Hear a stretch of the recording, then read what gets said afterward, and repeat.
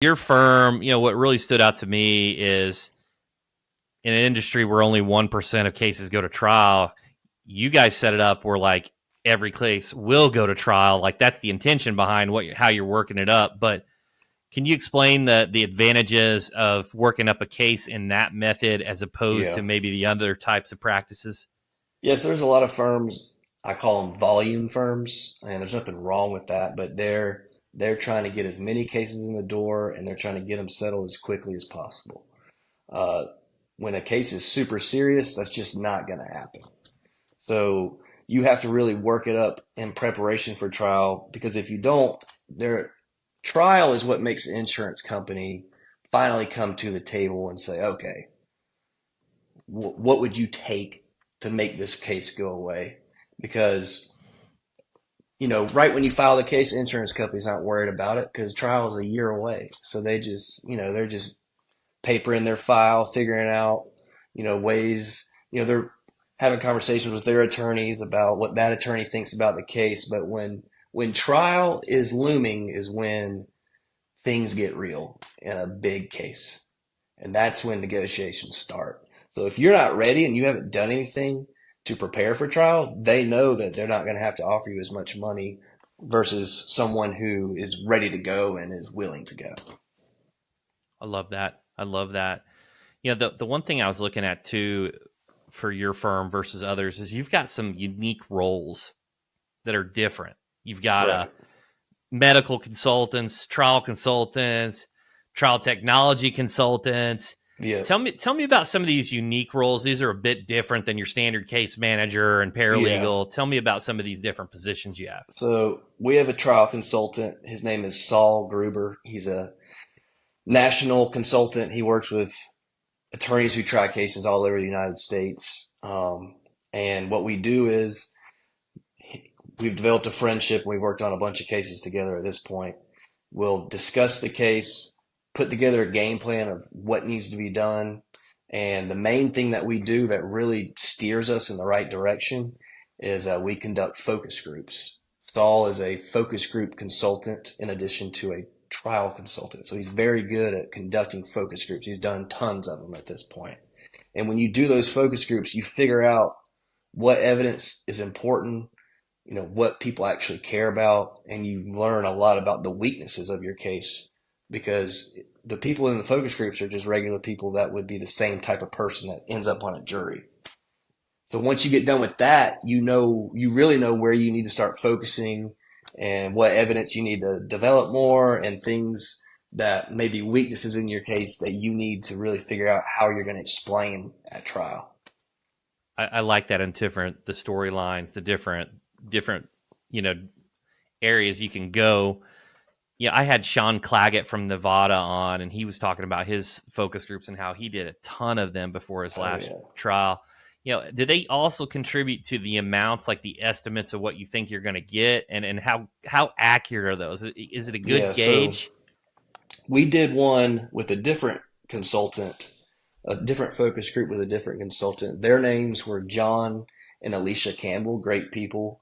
Because the reason we use them is they use this like big data approach to Hmm. valuating how much the case is worth, and they have like an algorithm and it's super technical. It's above my pay grade, but they they have research that says like our focus group said the case was worth 9.3 million and the case ended up going to trial and the plaintiff at trial got 9.1 million. So therefore, we can back up what we say. And they have a list of cases that they've done that have gone to trial where they compare the focus group, what they said it was worth versus what the jury said it's worth. And they're pretty close. So we used them for a really big case we had to try to figure out like how much should we ask for because we didn't want to shortchange ourselves. And the number that they gave us, we presented to the other side, and they're like, "Whoa, that's too high. Like we're going to do our own focus group now." They did their own focus group, basically said the same thing as ours, and that's what got the case settled for such a large amount. Wow. Could you, without disclosing the case, what was that number? I'm just kind of curious. It was we might have to edit this out, but I'll say it. It's 46 million. Wow. Yeah, Amazing. Amazing. yeah, That's incredible. I can Yeah, tell without you. no, excellent, excellent. Yeah, let's talk about, so you're a trial first firm. Let's talk about your marketing. So do you guys Yeah, market more to B2B, to other attorneys for like peer referrals? Are you more on the B2C consumer side? Tell me about your marketing mix, yeah. about how you think about getting cases. So that's evolving. Starting out, it was all B2B for the most part. Like, but what's interesting is the two best cases I've ever had were from people who knew me personally. It wasn't from, me beating the bushes and getting lunch with attorneys or an ad that they saw. It was people who just knew me, and so it's kind of luck in some ways, I would say. But if you want to keep it steady and be consistent with it, B2B for me is mostly other attorneys. So really getting lunch with them, calling them, texting them, staying in touch with them, helping them any way you can, and providing value. If you do that enough, people will send you cases. I think I, that approach is fantastic. Giving value, the reciprocity. You put Yeah. that out in the ether, and it comes back to you. Yeah, but The I'd like to expand into B2C as well, Yeah, just because, that's scalable, predictable, and consistent if you do it right. And I really want to have both B2B and B2C so I can diversify, I guess, my way of generating business. let me ask you a question. I've always been curious myself. For on that side, you've got the B2B referrals. Do you Hmm. have any fear that you get that big settlement, now you pump it into radio or TV or digital, and you're now competing against quote unquote the potential referrers? Yeah. Do you think that they would stop referring? Like, I don't. How does that Yeah, work in this space? that is a potential pitfall, but for me, those aren't my referral sources, so it wouldn't affect me. But someone who does get their business from those types of firms, that is something they need to think about. Got it. Got it.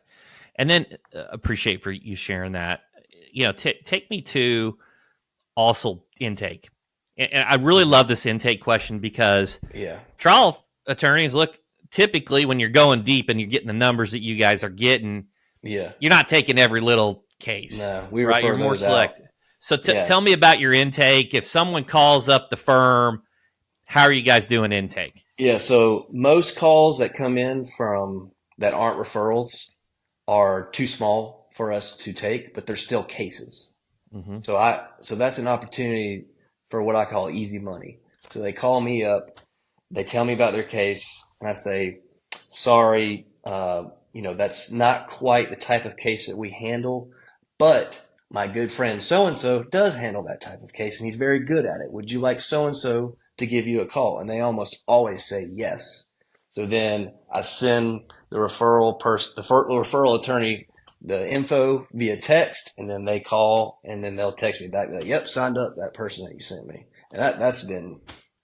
Well, I got an email uh, today from an attorney who I send small stuff to, and he's like, "Hey, I got 5 different cases that have settled. I'm sending you $20,000 in referral fees." And all I did was just answer the phone and say, "Hey, call so and so," and then tell him to call the potential client.